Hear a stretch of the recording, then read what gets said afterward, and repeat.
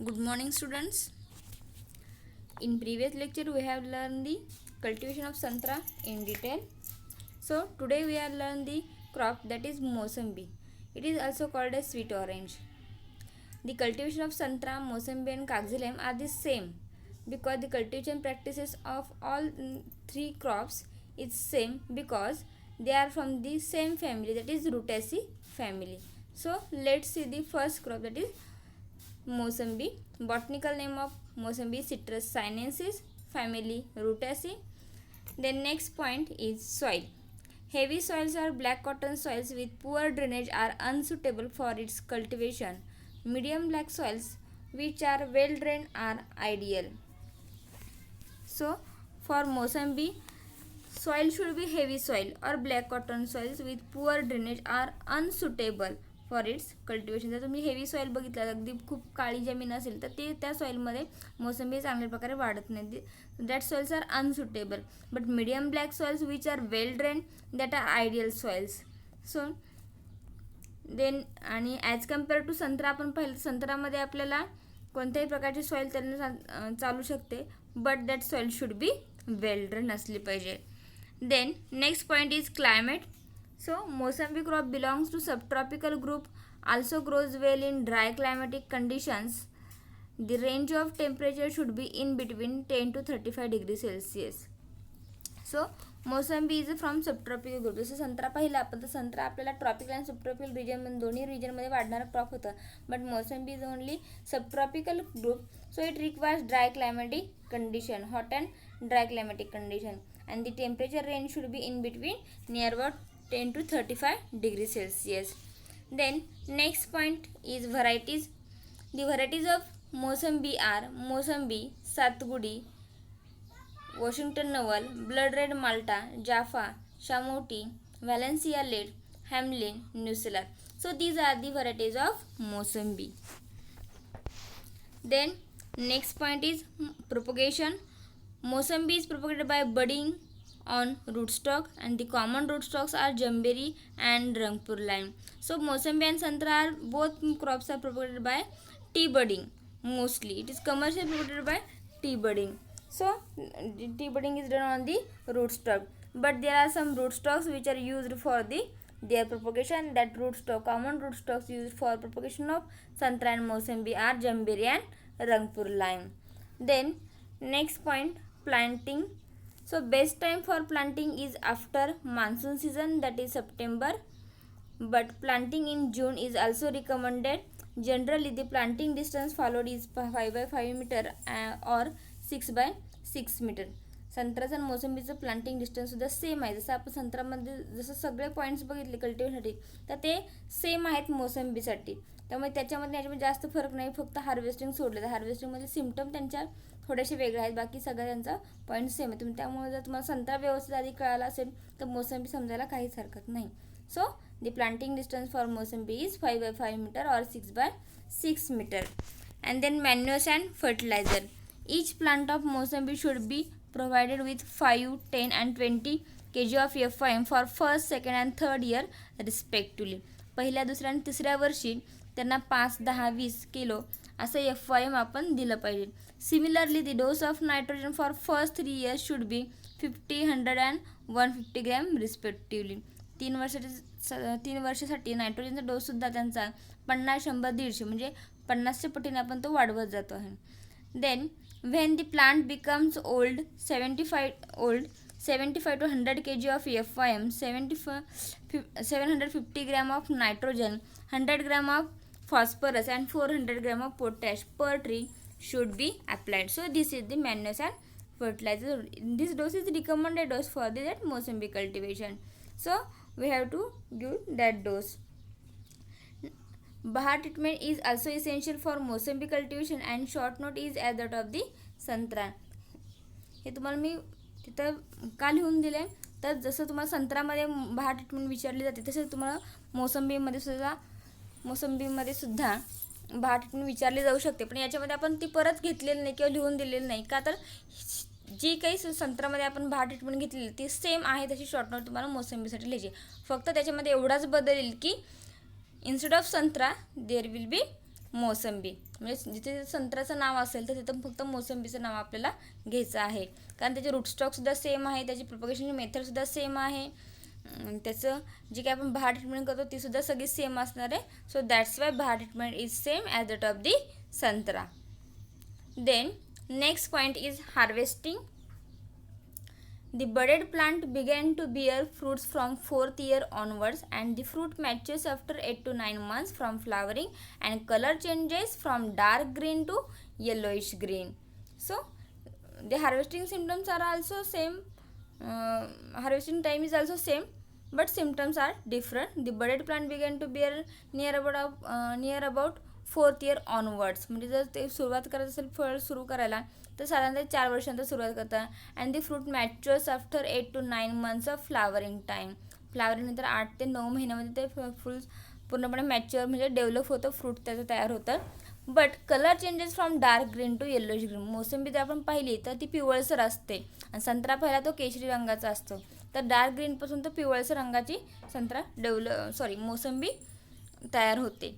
So at that time we can जज these are the symptoms of harvesting, and now we have to harvest that fruits from that plant. So the next point is yield. Yield rises from 1000 to 1500 fruits per tree. साधारणतः त्याचं मोसंबीचं यील्डसुद्धा same असणार आहे, ते 1000 ते 1500 fruits पर tree असणार आहे. In most citrus species the fruits remain fresh for several days or weeks after attaining full maturity. Therefore, harvesting should be done as per the market demand. In Mosambi, fruits of Ambia Bahar are generally harvested from October to November. जसं आपण बघितलं की बऱ्याच citrus स्पेसीसमध्ये आपण जे fruits काढले असतात ते आपण फ्रूट्स एकदा काढले तर चांगले बरेच दिवस म्हणजे साधारणतः काही दिवस किंवा आठवडेसुद्धा ते चांगले फ्रेश राहतात, परंतु त्याच्यानंतर त्यांच्यामध्ये ते खराब व्हायला सुद्धा सुरुवात होत असते. त्यामुळे त्याचं ॲज पर दी मार्केट डिमांड, जशी मार्केटमध्ये डिमांड आली असेल तर त्याप्रमाणे त्यांचं हार्वेस्टिंग करणं गरजेचं असतं. So then next point is next cultivation is kagzi lime. So it is all around the about Mosambi cultivation. So it is same like as that of the Santra, and that last crop from the Rutaceae family is Kaghzi lime. So botanical name of Kaghzi lime is Citrus aurantifolia and family Rutaceae. Kagzi lime म्हणजे तुमचा लिंबू, जे आपण लिंबू वापरतो त्याला आपण Kagzi lime म्हणतो, आणि मोसंबी म्हणजे स्वीट ऑरेंज की ज्याला आपण मोसंबी म्हणतो. Then next crop is kagzi lime. So botanical name of Kaghzi lime is Citrus aurantifolia, family same, Rutaceae. And next point is soil. Medium black soils with good drainage are suitable, but very shallow soils are unsuitable for its cultivation. The depth of the soil should be between 5 to 8 feet. साधारणतः आपल्याला लिंबाला सुद्धा medium black soils असले पाहिजे, but that soils should be well drain. साधारणतः त्यांची depth किती असली पाहिजे तर 5 ते 8 फीटपर्यंत त्यांची सॉईलची डेप्थ असली पाहिजे, म्हणजे जिथपर्यंत त्यांची सॉईल असली पाहिजे. त्याच्या खाली खडक तुमचं लागत असेल, पण लगेच जर खडकवरती लागला असेल तर त्याच्यामध्ये हे चांगल्या प्रकारे संत्रा किंवा मोसंबी, कागझी लाईम, लिंबू आपले चांगल्या प्रकारे येऊ शकत नाही. So the next point is climate. It grows well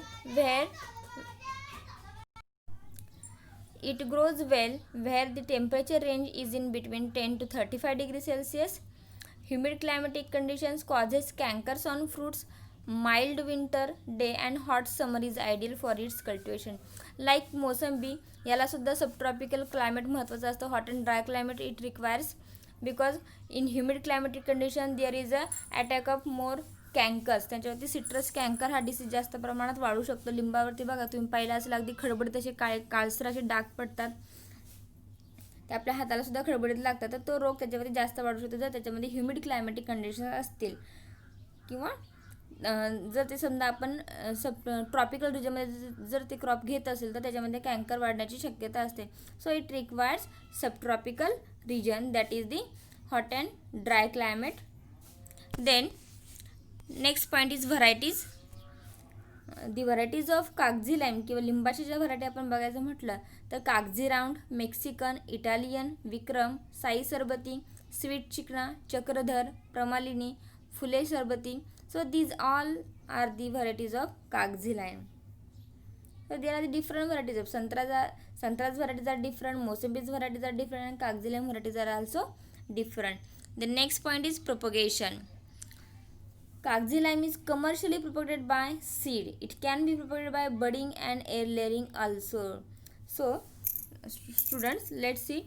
Santra and Mosambi are commercially propagated by tea budding only, but in कागजी lime that is not propagated by budding, air layering, but it is commercially propagated. They are propagated by budding and air layering also, but commercial method of propagation of कागजी lime is only seed. Nowadays कागजी lime can be propagated by budding and air layering also, but the propagation method of कागजी lime is only seed. Then next point is planting. Before planting, the field should be prepared well. The seedlings are planted at a distance of about 5 by 5 meter or 6 by 6 meter. Generally, seedlings are planted in the beginning of monsoon. जसं आपण संत्रा आणि मोसंबीमध्ये planting distance पाहिलं तर त्याचप्रमाणे लिंबामध्ये सुद्धा तेच same distance असतं 5 by 5 मीटर और 6 by 6 metre, but they are planted after the beginning of monsoon. मान्सूनची सुरुवात झाली त्याच्यानंतर आपण लगेच ते लावायला सुरुवात करत असतो. So the next point is manures and fertiliser. For the crop of 1 year old, 5 kg of FYM and 100 gram of ammonium sulfate should be applied, and this dose should be increased every year. म्हणजे सुरुवातीला आपण 5 kilo FYM आणि 100 gram ammonium सल्फेटमध्ये सुद्धा तुम्हाला नायट्रोजनच मिळत असतं, तर ते आपण त्यांना प्रत्येक वर्षी देत असतो. For the plants which are in bearing stage, application of 25 kg of FYM, 150 kg of nitrogen, 100 gram of phosphorus should be given. म्हणजे साधारणतः त्याचं इन बिअरिंग स्टेजमध्ये आल्यानंतर म्हणजे ज्यावेळेस त्याला फळधारणा धरायला सुरुवात करत असतं त्याच वेळेस त्याचा डोस वाढवला पाहिजे. So that dose is 25 kg of FYM, 150 kg of nitrogen and 100 gram of phosphorus should be given. This dose is to be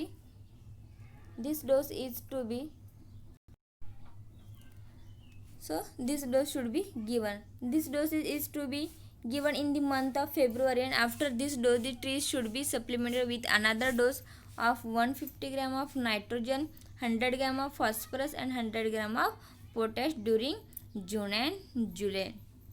तर हाच डोस त्यांना आपण देत असतो. सुरुवातीला डोस आपण तो फेब्रुवारीमध्ये देतो. After that there should be supplementary dose should be given. Then bahar treatment. As far as kagzi lime is concern there is no need of bahar treatment. Generally the tree bear fruits during July to September, but if fruits are required in summer months hastbahar should be taken. Bahar treatment ही नेहमी आपण evergreen प्लांट्समध्ये जे काही आपण deciduous plants असतात ज्यांच्यामध्ये पानं गळतात त्यांच्यामध्ये आपण नेहमी बहार ट्रीटमेंट फॉलो करत असतो. तो बहार ट्रीटमेंट आपण हे एव्हरग्रीन प्लांट्समध्ये करत नाही, आणि कागजी lime it is evergreen plant. नेहमी त्याला पानं असतात, त्याची पानं शक्यतो कधी गळत नाहीत, त्याच्यामध्ये आपण बहार ट्रीटमेंट कागजी लाईममध्ये फॉलो करत नाही.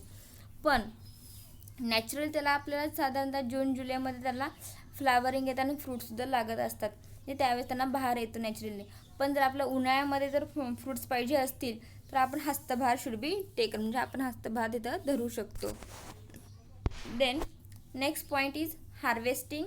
The tree takes near about 4 to 5 years to start bearing fruits, and the fruit takes 5 to 6 months to harvest from their flowering. जसं आपण बघितलं की संत्रा आणि मोसंबीमध्ये साधारणतः त्यांची जी झाडं आहेत तर 4 वर्षांतर ते फळं द्यायला सुरुवात करतात. त्याचप्रमाणे कागजी लाईमसुद्धा सुरुवात करतात, पण त्यांच्या मॅच्युरिटीमध्ये जो फ्लावरिंगपासून फ्रूट डेव्हलपमेंटचा जो पिरियड आहे तो 8 ते 9 महिन्यांचा आहे, आणि कागजी लाईममध्ये 5 ते 6 महिन्यांचा फक्त आहे. So 5 to 6 months to harvest from their flowering. At the time of harvesting there is a change in color of fruits from dark green to yellowish. जसं मोसंबीचं आपण पाहिलं कलर चेंजेस कसं होतं डार्क ग्रीनपासून येल्लोइश, तसं त्याचप्रमाणे लिंबामध्ये सुद्धा डार्क ग्रीन टू येल्लोइशपर्यंत त्यांचे कलर चेंजेस होतो. In Maharashtra state 60% of the total crop is harvested in June July. July to September and remaining 40% from February to May. तर महाराष्ट्रामध्ये बघितलं तर आपण 60% त्याचं प्रोडक्शन आपण कधी घेतो तर जुलै टू सप्टेंबर महिन्यामध्ये आपण घेतो आणि तर 40% प्रोडक्शन फेब्रुवारी टू मे महिन्यामध्ये घेत असतो. बघा उन्हाळ्यामध्ये तुम्हाला लिंबाचं सरबत वगैरे घ्यावे लागतात किंवा त्यावेळेस आपले लिंब महाग मिळतात. का महाग मिळतात तर त्यावेळेस त्यांचा सीझन असतो किंवा बहार नसतो, त्यामुळे ते जे काही प्रोडक्शन मिळतं आपल्याला ते कमी प्रमाणात असतं, त्यामुळे त्यांना भाव जास्त मिळत असतो. पण तेच लिंबू आपल्याला पावसाळ्यामध्ये जुलै टू सप्टेंबरमध्ये अगदी स्वस्त मिळतात कारण त्यांचं प्रोडक्शन तिथं त्यावेळेस जास्त असतं. Then last point is yield.